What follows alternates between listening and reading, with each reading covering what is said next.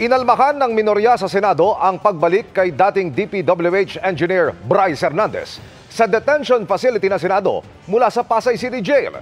Hirit nila, bakit tila nasunod umano si Hernandez? Nakatutok si Mav Gonzalez. Naka-bulletproof vest at naka-face mask si dating Bulacan 1st District Engineer Bryce Hernandez at bantay sarado ng mga tauhan ng BJMP at PNP nang humarap sa pagdinig sa Pasay RTC Branch 112 para sa inihain niyang petition for writ of amparo. Hindi pa tapos. Mahabang labanan pa. Okay? Ng board, bakit transfer siya sa Senate? There was a consensus between parties. Matatanda ang unang nadetine si Hernandez sa Senado matapos i-cite in contempt ng Blue Ribbon sa investigasyon nito sa flood control projects. Pero matapos humarap sa pagdinig ng Kamara, dinala siya sa PNP Custodial Center dahil sa pangamba raw sa kanyang seguridad. Matapos niyang idawit sina Senador Jinggoy Estrada at Joel Villanueva sa flood control kickbacks. Pero inalmahan ito ni Estrada na nagmosyong ilipat sa Pasay City Jail si Hernandez, bagay na inaprubahan ng plenaryo.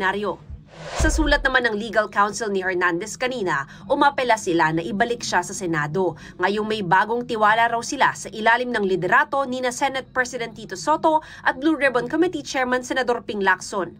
Kung payagan daw nila si Hernandez na manatili sa Senado, patunay ito na handa ang Senado harapin ang mahihirap na katotohanan. Agad inaprubahan ni Soto ang hiling ng kampo ni Hernandez at inaasahang haharap siya ulit sa Blue Ribbon Committee. Hirit naman ni Senador Villanueva, weird dahil plenaryo ang nagdesisyon na ilagay siya sa Pasay City Jail. Si Bryce na naman aniya ang nasunod.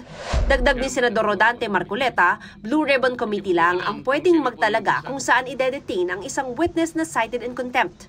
Hindi ako pala away. Ang gusto ko lang kasi, the processes of the Senate and the integrity of the inquiry will not be compromised. Dagdag ni Senate Minority Leader Alan Peter Cayetano, tila naging VIP witness si Hernandez. Yung oras ay nagugol din doon sa pag-uusap na bakit parang naging Senate VIP itong si Assistant DE Bryce na pinag-usapan na sa Senado at meron pong motion na inapprove ng buong Senado na sa Pasay City Jail. Pero walang konsultasyon ay nandito na ulit. Paano siyang nasunod sa PNP Custodial? Paano siyang nasunod sa Pasay City Jail? Puro ayaw niya nga yun eh. Di ba? So it's maling opinion. It's their opinion.